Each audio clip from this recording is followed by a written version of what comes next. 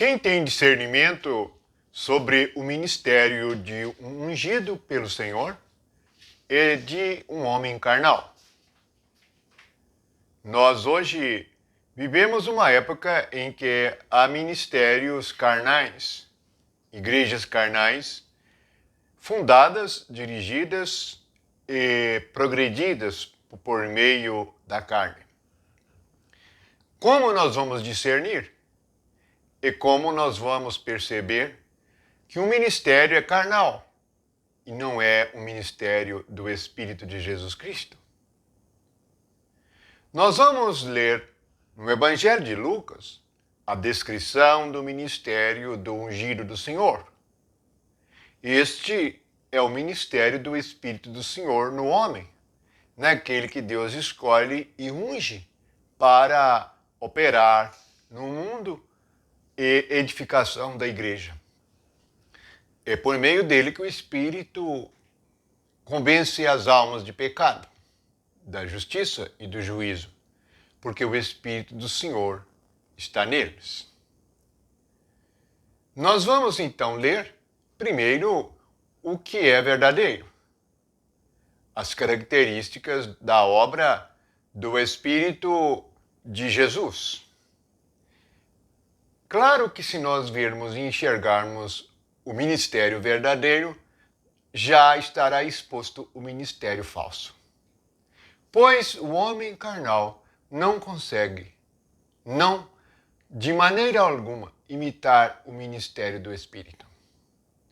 Embora os ministros de Satanás, como diz a carta aos Coríntios, são travestidos em ministros de luz ou anjos de luz, mensageiros de luz, quando temos discernimento espiritual, é impossível que ele nos engane. Vamos ler então em Lucas capítulo 4, a partir do versículo 16. Vamos ter muita atenção na revelação de Deus. Indo para Nazaré, onde fora criado, entrou no sábado na sinagoga, segundo o seu costume, e levantou-se para ler. Então, lhe deram o livro do profeta Isaías, e abrindo o livro, achou o lugar onde estava escrito: O Espírito do Senhor está sobre mim, pelo que me ungiu para evangelizar os pobres. Enviou-me para proclamar libertação aos cativos, restauração da vista aos cegos, para pôr em liberdade os oprimidos e apregoar o ano aceitável do Senhor. Tendo Jesus fechado o livro, devolveu ao assistente e sentou-se. E todos na sinagoga tinham os olhos fitos nele. Jesus entrou numa sinagoga, abriu o livro do profeta Isaías e leu sobre o seu ministério. O próprio ministério de Jesus Cristo está profetizado em Isaías. E o versículo 18, nós vamos repeti-lo. O Espírito do Senhor está sobre mim, assim como o Espírito do Senhor deve estar sobre todos aqueles que pregam o Evangelho de Jesus Cristo. Veja que ele diz que ungiu para evangelizar. Portanto, a unção é para a obra de Deus, porque Deus é Espírito e unção tem a ver com derramamento do Espírito. A primeira coisa que fala é sobre evangelizar os pobres. Por que evangelizar? Os pobres estão colocados antes dos cativos, dos cegos e dos oprimidos. Porque o pobre é aquele que precisa de Deus. Humilde, ele procura Deus. Então, nesta busca, ele acha. Não há como evangelizar orgulhosos e aqueles que querem fazer justiça própria e acham que podem agir, falar e tomar decisões sem o Espírito de Deus. Precisamos perceber que o Evangelho é para os pobres. Também no início do Evangelho de Mateus, no capítulo 5, Jesus diz que o reino dos céus são dos pobres de espírito. Quem tem muito recurso em sua mente, isto se torna um endurecimento na sua alma. E assim, não aceita a maneira de Jesus. Querem a própria maneira. E nisto endurecem o coração. Portanto, a primeira coisa que o Espírito do Senhor faz é evangelizar os pobres. Quando os pobres são evangelizados, os cativos são libertos. Eles ganham liberdade. Veja que cativos, cegos e oprimidos é a condição dos pecadores, dos pobres pecadores. Esta condição é uma condição espiritual. Esta obra não pode ser vista com olhos humanos, porque a prisão, a cegueira e a opressão é algo espiritual. Aqui nós podemos prestar atenção naquele que tem o ministério carnal e naquele que é ungido. O ungido por Deus, ele exercerá e executará um ministério espiritual. Aquele que não é ungido, que não é pastor de verdade e que é guiado pela carne, ele vai executar uma obra carnal. Aqueles que não são ungidos do Senhor, eles se preocuparão com obras físicas, templos, beleza dos templos. Eles se preocuparão com a aparência, a iluminação, o local da reunião. Isto não é ensinado e nada tem a ver com o Evangelho. O Evangelho é pelo poder do Espírito Santo. O templo ele foi substituído por Cristo. E Cristo se tornou o próprio lugar da reunião. Portanto, se estivermos reunidos nas casas, nas ruas, em qualquer local, nós estaremos em Cristo. O templo espiritual, a casa espiritual, que é a igreja verdadeira. Pura, santa, sem mancha e sem ruga. Portanto, a diferença é que os homens carnais, eles farão uma obra carnal e chamarão de espiritual. Isto não é difícil de discernirmos.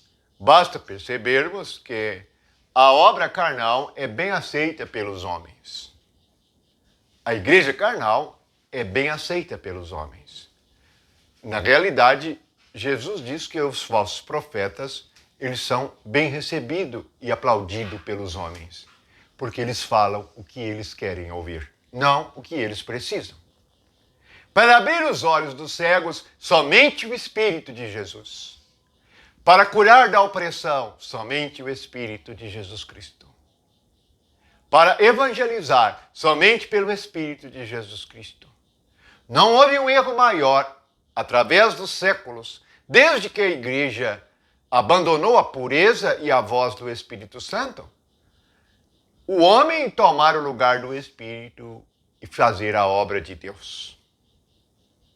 Todos deveriam estar curvados diante de Deus e ouvindo a voz de Jesus dizendo: sem mim nada podeis fazer. Nada de espiritual pode ser feito pelo homem. Somente o Espírito do Senhor pode evangelizar os pobres.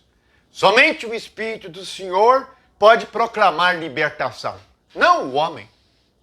Hoje são realizados cultos e cultos e cultos de libertação. Não existe isso nas Escrituras. O culto racional é aquele no qual nós sacrificamos o corpo e nós obedecemos a Deus por meio do Espírito de Jesus Cristo. Somente o Espírito do Senhor pode pôr em liberdade os oprimidos, os cativos. Quem vai libertar o homem da prisão do pecado, da desobediência, da incredulidade? Somente o Espírito do Senhor. Portanto, na reunião da igreja, a primeira coisa que todos nós devemos perceber é que o Espírito do Senhor está sobre nós. Sobre Então ele está acima de nós. Ele é primeiro, é ele que tem a primazia, é ele que vai ser adorado em espírito e em verdade. Ele está em todos os que creem, ele está em todos os que o recebem, em todos que pobres não podem fazer nada sem ele. E assim o buscam, o acham, para esses a porta se abre. Então, há de se perguntar, quais as diferenças entre o ministério carnal e o ministério espiritual? É que o ministério espiritual é invisível aos olhos dos homens. E o ministério carnal é visível. A música, as luzes, as letras, as palmas, a indução de uma adoração carnal, a qual Deus não aceita, porque este é o caminho de Caim, é o caminho do engano. Então, os homens pensarão que está tudo bem, mas estão no engano dos seus corações, conforme Jeremias 17. Precisamos ler as Escrituras e percebermos que os homens carnais estão formando para si mesmos reinos e nações na terra.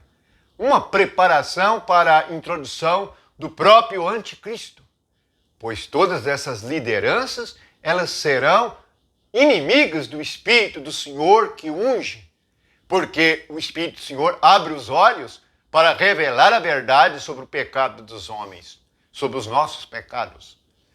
O Espírito do Senhor, ele liberta, ele nos faz livres e nos livra da opressão humana, da opressão de Satanás, da carne e do pecado. Bendito seja o Senhor que veio nos libertar, veio nos ungir, para que possamos evangelizar os pobres. Bendito seja o Senhor, para que nós não sejamos como os escribas e fariseus e os religiosos da época de Jesus, que em nome de Deus até mesmo chegavam a matar. Bendito seja o nome de Jesus Cristo. Louvamos o teu nome, o nome do Senhor. O Espírito do Senhor esteja sobre vocês, guardando, guiando e dando vida em abundância. Louvado seja Jesus. Amém.